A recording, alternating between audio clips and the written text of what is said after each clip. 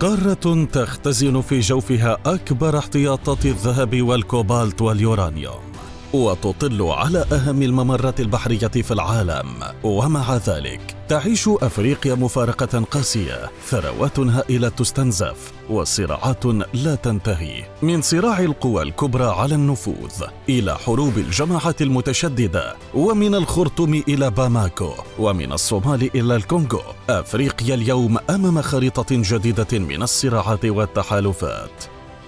في قلب القارة السوداء تتوزع مناطق التوتر كأحجار الدومينو، البداية من الساحل الأفريقي حيث أطاحت الانقلابات العسكرية بحكومات مدنية ضعيفة وفتحت الباب أمام الجماعات المتطرفة لتملأ الفراغ.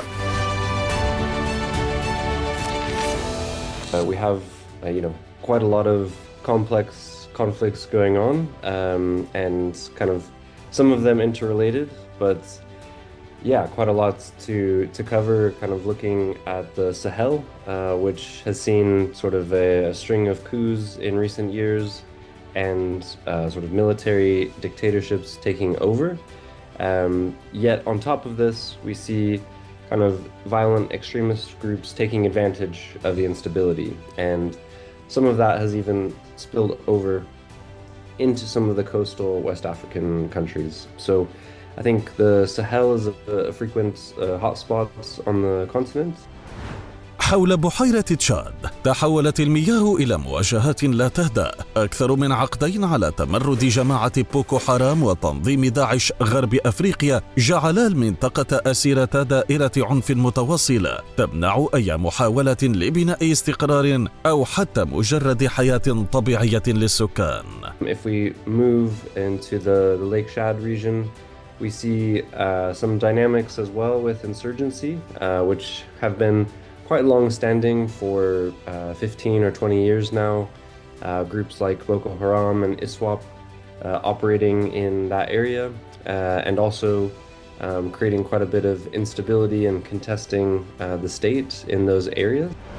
أما نيجيريا عملاق أفريقيا السكاني والاقتصادي فقد صارت تعرف بأنها واحدة من أكثر الدول القارة عنفاً، عصابات مسلحة، صراعات محلية، وخطف جماعي يتحول إلى تجارة رابحة. وفي الكاميرون فما يزال النزاع الأنجلوفوني منذ العام 2016 بلا أفق للحل، ومع التوجه إلى الداخل الكونغو الديمقراطية التي تعادل مساحة أرضها أوروبا الغربية نجدها ممزقة بين عشرات الجماعات المسلحة تتصارع على الذهب والمعادن النادرة في مشهد أشبه ببرميل بارود لا أحد يعرف متى ينفجر. If we move sort of into the interior, another hotbed of conflict, and again, unfortunately long-standing, is in the DRC. For the Great Lakes region, we've seen as of late Rwanda supports a rebel group called the M23, and they've taken over kind of vast areas of the eastern region of the country. But this is overlapping on over 100 armed groups operating in the country, and notably the Islamic State's Central African affiliates, ISCAP or the ADF. So kind of on top of the rebel takeover of the country, we also have insurgency there.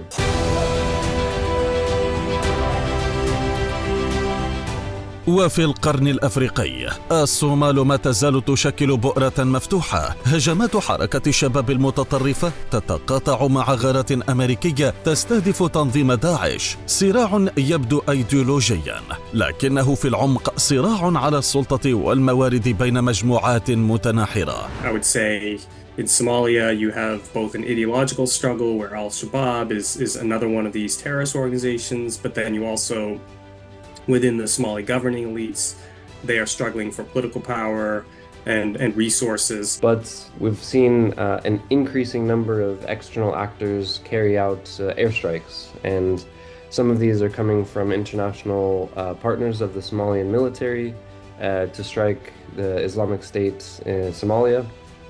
And this has come especially since the start of the year with the United States backing and trying to remove what seems to be the more central role that IS Somalia is taking in kind of the global leadership of the Islamic State.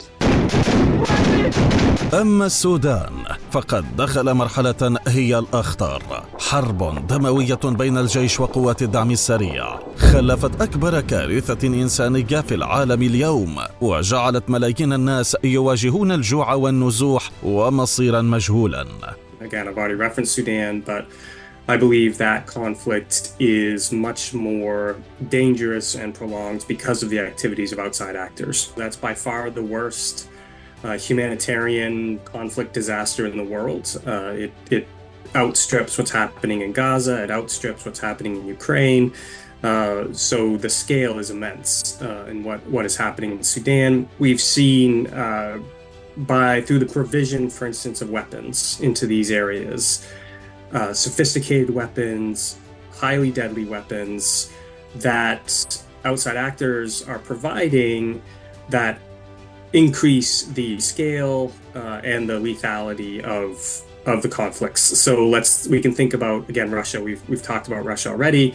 They are sending weapons into the Sahel region and other regions, but the Sahel, so some of those military governments in places like Burkina Faso and Mali and Niger have a greater lethality that they are unleashing, yes, against terrorist groups, but also, unfortunately, against civilians and people who are non-combatants. So it really increases the lethality of what's happening.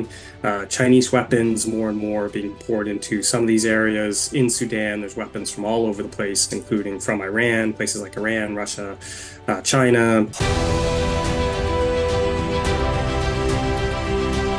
خلف خطوط القتال تدور لعبة أكبر من حدود أفريقيا نفسها، سباق على النفوذ والمعادن الاستراتيجية. أمريكا والصين تتنافس على الكوبالت والليثيوم، روسيا تملأ فراغ فرنسا عبر مرتزقة فاغنر، فيما تركيا تبحث عن موطئ قدم اقتصادي. I think firstly, I'd like to say that many of the aspects of Donald Trump's approach to Africa actually are reasonably similar to his predecessor, Joe Biden. If you take the Great Lakes, for example, he's focused on getting a peace deal between Rwanda and DR Congo. He and his administration are very focused on having an American role in the extraction of minerals in DR Congo.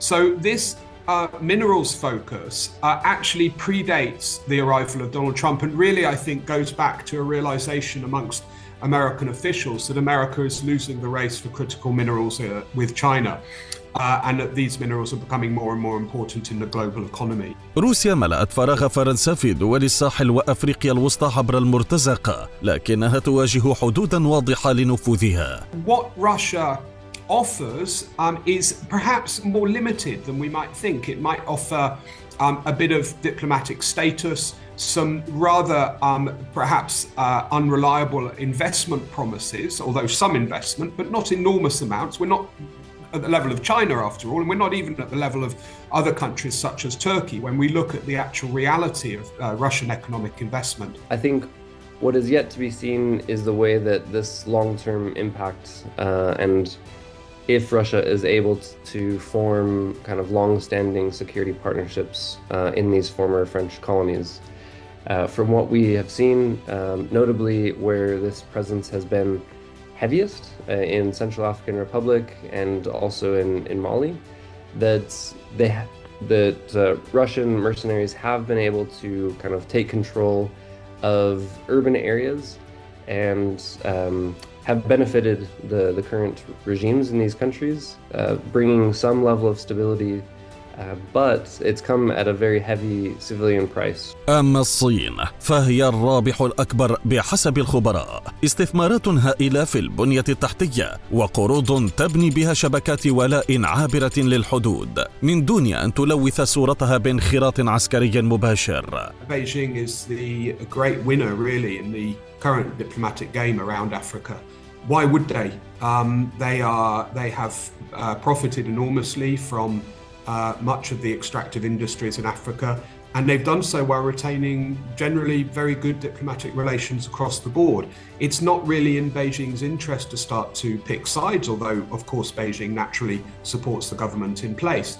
But I think that starting to get more involved in security issues would complicate Chinese presence in a way that they don't see a great advantage in.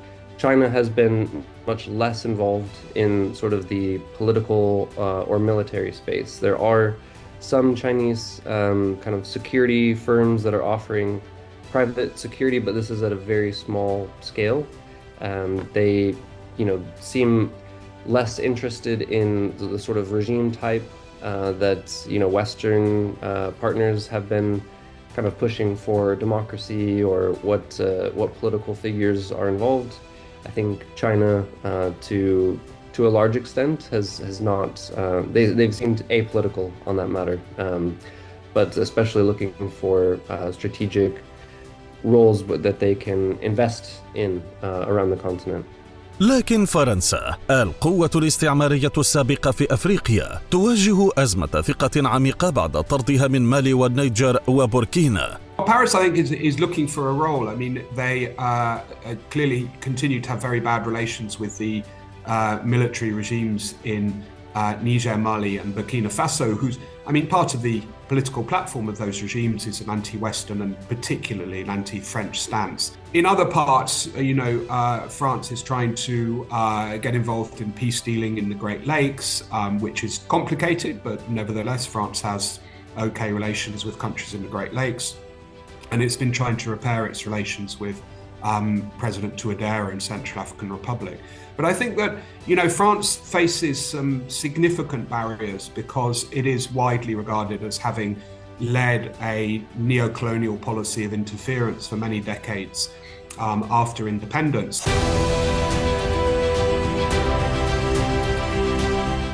وراء كل تلك الحروب تكمن أزمة أعمق، الفساد وسوء الحوكمة، أنظمة مهووسة بالسلطة ونهب الثروات بدلاً من خدمة شعوبها. Some of these conflicts are driven by poor governance.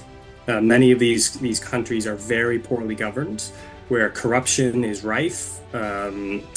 Governments seem more interested in fighting for political power or trying to loot the money that they have access to than actually delivering goods and services to their people and creating an environment where their people can thrive. من غياب الكهرباء والمياه والخدمات الأساسية إلى انهيار الثقة بين الدولة والمجتمع، تتسع الفجوة التي تستغلها الجماعات المسلحة وتركب موجتها القوى الخارجية لتبقى أفريقيا في حلقة مفرغة. هكذا تبدو أفريقيا اليوم، قارة ممزقة بين أطماع الخارج وحروب الداخل. من روسيا إلى الصين، ومن أمريكا إلى فرنسا وإيران، ومن بوكو حرام إلى حركة الشباب، الجميع حاضر على خريطتها الدامية. لكن السؤال يبقى: هل تستطيع أفريقيا أن تحول مواردها من نقمة إلى نعمة؟